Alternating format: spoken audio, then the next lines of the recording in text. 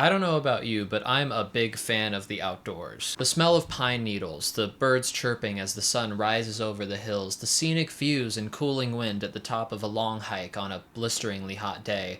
It's all so lovely. And as I've been getting into watching more lefty green thumb type content in recent months, like gardening and outdoor exploration and camping videos, I've started to get some ads that promise that I can bring the great outdoors inside, but without all of the dirt and grime and mess that they say makes the outdoors so unappealing. Through a combination of large fake plants, grounding mats, digital windows, and VR nature treks, apparently the claim goes that we can simulate nature in our own homes to the point where we'll never need to go outside again. So, in this video, we're going to go on a quest to talk about some of these nature alternatives, see what the fuss is all about, and rank them on this lovely scale, if you can see it, to find out once and for all if maybe it would be better if we just went and touched actual grass.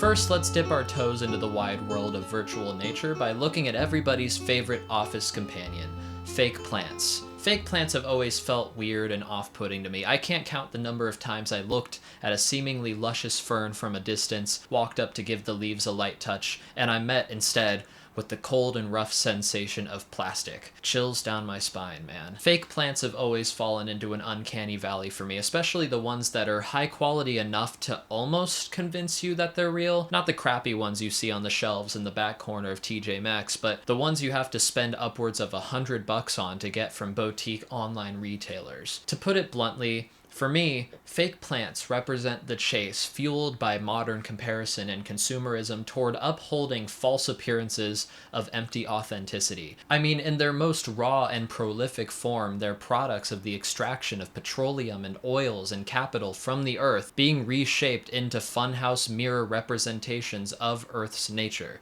Can it get more fake than that? Now, I want to recognize that there are studies showing that fake plants can help lower stress when placed in work environments, leading some to believe that they are a net positive. Personally, I just get weirded out once I find out that a plant is fake, and maybe that's just me, but I don't only like plants for the sake of decoration. To me, having a living and breathing organism in a room that's contributing to a microbiome and providing oxygen is a really cool thing, and to see that being mimicked by a fake plant made out of real materials from the earth is strange. There's also enough real plants that are super easy to care for and actually cheaper than fake plants that I don't really think lacking a green thumb is a good excuse for buying fake plants. My pothos up there on the shelf has gone through hell and back and gets watered every 2 weeks or so, and it's still healthy and thriving. Fake plants are also often used in commercial settings to imply that a company is green and sustainable, even when those plants are contributing directly to plastic pollution that is an obvious net negative on the earth. We're going to do a whole video down the line on greenwashing, so stay tuned for that. But yes, fake plants, are they a valid option for workspaces? Technically, sure, but are they actually? No. However, they do play a part in allowing people that have trouble taking care of plants for various reasons out of their control, like physical mobility difficulties or neurodivergency, to have a sense of greenery in their spaces at home. So they are not completely negative so long as owners responsibly recycle or properly dispose of their fake plants when they're done using them. It is worth looking into other options though, such as preserved plants, since these can provide the upside of not needing to care for a living plant while having minimal downsides regarding pollution compared to fake plants. So, with all of that considered, fake plants get an I'll allow it. So, with all of that considered, fake plants get an I'll allow it on my scale, because I'll allow it. It's fine. Now, let's let's get real for a second. I understand that not everybody has access to spaces outdoors. Income inequality and the lingering effects of redlining push disadvantaged folks into neighborhoods that have more cement outside than grass, with little to no safe public green spaces, low walkability, and minimal accessible public transit to the green spaces that might exist. Even then, the people that would benefit the most from those often inaccessible green spaces are likely working multiple jobs or trying to make ends meet with round-the-clock gig work, which would deprive them of the time required to be in nature in the first place. It's also been shown in multiple studies that having direct skin-to-nature contact is a net positive for people in all walks of life. Contact with the ground, those studies show, can reduce hypertension and stress levels relatively significantly. This is in direct contrast to the lives most of the aforementioned people who are located in densely populated cities live. Grounding, or earthing, has been introduced as a solution to these folks, though really it just means going out and touching the earth in some direct way, since that contact brings about those benefits we talked about earlier. Some proponents of grounding claim that those healthy benefits are present solely due to the ground charge from the earth, a claim which has not been definitively studied, since grounding studies have broadly had multiple confounding factors that could have caused the results. For example, perhaps walking barefoot in nature lowered stress in certain grounding studies because being in nature lowers stress in general, and being barefoot helps the brain feel more connected to the physical moment than if one were wearing shoes. It's entirely possible that the benefits have nothing to do with electric charge. Regardless, this is where the invention of grounding mats originated. Their claim is that they plug into any outlet in your house and through the ground pin are able to transmit the electric charge of the earth directly into your body.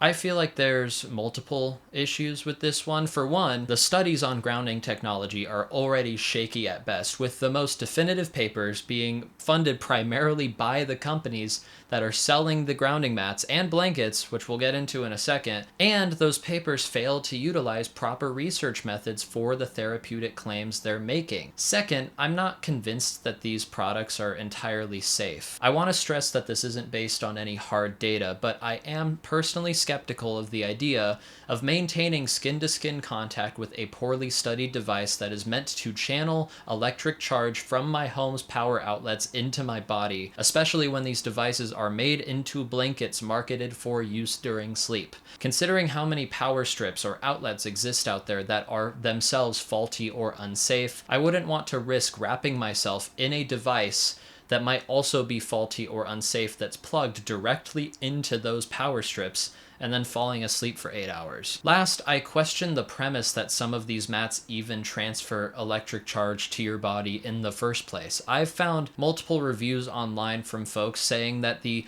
ground charge detection light on their mat or blanket would turn on even when the mat is plugged into an outlet with no ground pin. Does this mean that the mats are just doing nothing? I figure there are reputable companies out there producing these things, but I can only imagine that the majority of people are going to be purchasing their mats from random listings on Amazon or Temu, where product safety and reliability is becoming less and less of a concern. The presence of a detection light also shows that the mats can draw actual power from the outlets they're plugged into, not just the charge from the ground pin, which makes me feel even more skeptical about using them while I sleep overnight. While the effects may be there for folks, there's no surety that they aren't just a placebo, and for that reason, plus my concerns about their safety, I'm going to give grounding mats a let's maybe not do that on my scale here.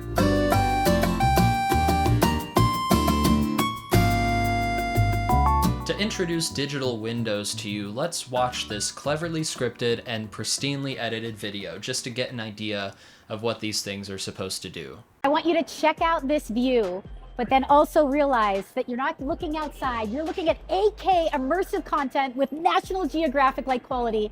Imagine this not only being inside your home to actually block maybe the neighbors that you don't want to see, or being inside a hospital to give you a much more positive environment, or anywhere that your heart desires. Enter in Mitch, the founder and creator of Liquid View. Thank you so much. Well, my background as a filmmaker, I live in San Francisco, living with like density and really houses next to each other. And a client for a filmmaking project I was doing that have this beautiful house in Pacific Heights neighborhood of San Francisco, but and outside his dining room window was the side of his neighbor's house.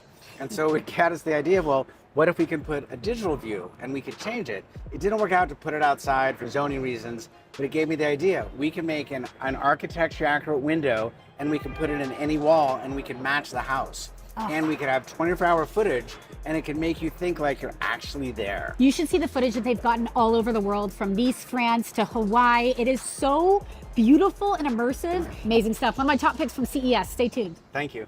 Okay, so is it just me, or does this technology feel just a bit dystopian, more so than the last two things we covered? I mean, at this point, we're talking about full-blown digital recreations of natural and real environments. At least fake plants are still physically real. The main reason I feel so weird about this one is because it not only is attempting to provide a substitute for natural views in buildings that have windows with poor views, but it is being proposed as a technology to create living spaces without any windows whatsoever, a practice which is widely regarded as inhumane and detrimental to basic human health. In the most notable example, UC Santa Barbara had to cancel a proposed dormitory project because almost none of the dorm rooms in the building would be exposed to natural light. Instead, they would have LED screens above each bed that would be adjustable by the students, acting as artificial daylight in place of real windows. Needless to say, a building with the majority of rooms having no windows was also completely unsafe from a fire safety perspective, but the building got surprisingly far in development before criticism mounted and UC Santa Barbara folded and canceled the project. But you see what the issue is with this technology, right? The natural rhythms of sunlight are, to put it lightly, completely fundamental to the very basic functioning of the human body, and the reality of virtual window technology is not that rich folks will use it to create spaces for themselves, but that it will likely be used to create less humane spaces for people to live in en masse with no natural light exposure within their own homes. There are benefits to this technology being used in, say, hospitals, where claustrophobia and cold environments can significantly worsen patient experiences. However, as a broad rule, I don't think that technology with small benefits in niche scenarios should be adopted if there's other ways it can be used detrimentally on larger scales. These windows also might add on to the growing complacency that is becoming more common amongst folks in the modern age. If we are served content on our screens that provides us dopamine hits and become complacent regarding spending time with friends and family because our brains feel like they're vaguely satisfied, then who's to say that one wouldn't also grow complacent regarding visiting actual nature if they have digital recreations of it in their home? That, of course, depends on how convincing the windows are, which, I don't know about you, but if I'm trying to work in a dimly lit room, I'm not sure I'll want a big LED screen next to me emitting even the lowest of light while showing its nighttime scene. These things are big and ugly and have the potential to be used to create living environments that are inhumane and dystopian,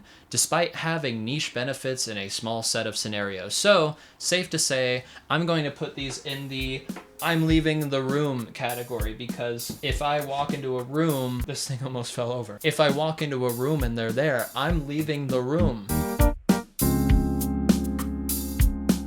This last one has a pretty obvious ranking, I think. We'll get into the implications of completely replacing nature with these virtual substitutions in a second, but first, I just want to introduce some points about virtual reality's health and safety problems so that we can understand what technology we're talking about using to replicate nature. Briefly, VR has multiple significant short-term negative side effects. Multiple studies show that it can cause motion sickness. Leeds University found that children can face negative impacts regarding their fundamental understanding of the distance of objects in the real world after just 20 minutes in VR. And VR is also projected to cause a significant number of cases of myopia or nearsightedness by 2050, with as much as 50% of the world's population being anticipated to develop myopia in that time period. Negative experiences in VR games have also been found to intensify negative emotions and rumination to a higher degree than normal video games. Some users have also even described having trouble reintegrating with the real world after having long sessions in virtual reality. All of this makes me think,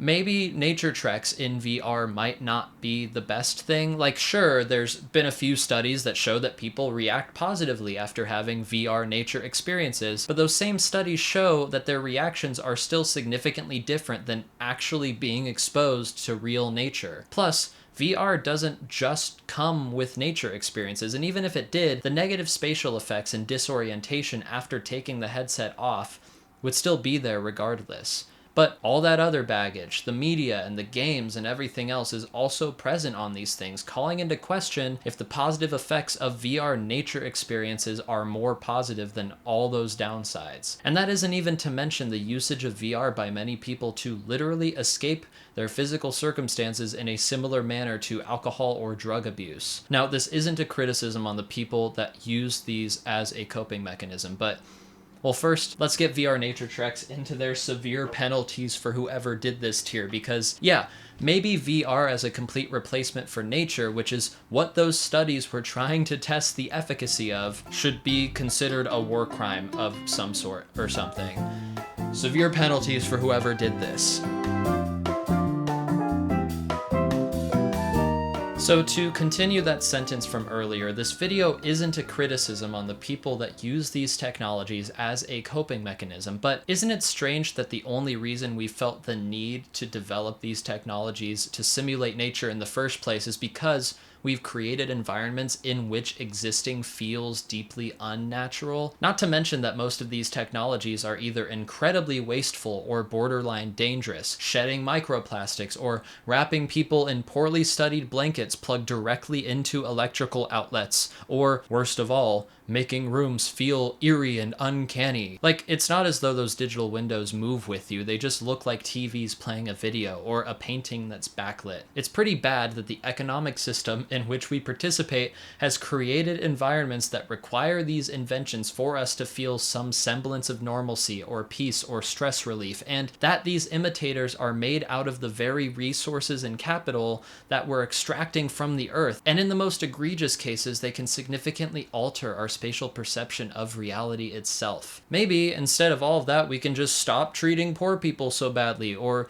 provide solutions to allow access to nature. I don't know. Or like, fund parks departments. I know that's reductive, but whatever. This is a YouTube video and not an academic paper. I'm trying to get us thinking about this stuff because there's plenty of proposed solutions out there that don't get enough credit or attention. Like, for example, simply the redirection of massive recreational funds being poured into majority white and wealthy communities toward marginalized communities instead, a core demand that's desired by the environmental justice movement. Or better regulations for clean water access and reduction of pollution near residential areas, since these very real issues create some of the conditions that these fake nature alternatives claim to remedy. It's almost like the same massive entities that profit significantly off of these realities are also the same entities that are attempting to put the blame on the individual and then trying to sell them products to make them either forget about the problems or feel like they're participating in some kind of solution. Something,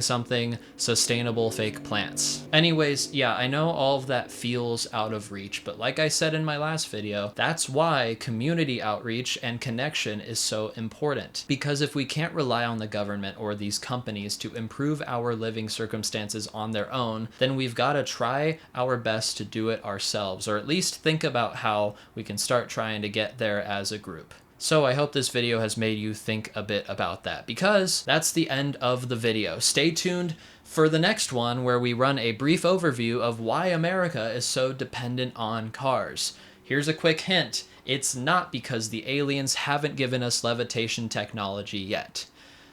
It's not that. So don't ask any questions about that in the comments. The comments of the next video. That'll be out in a week or two. Man, this is fun.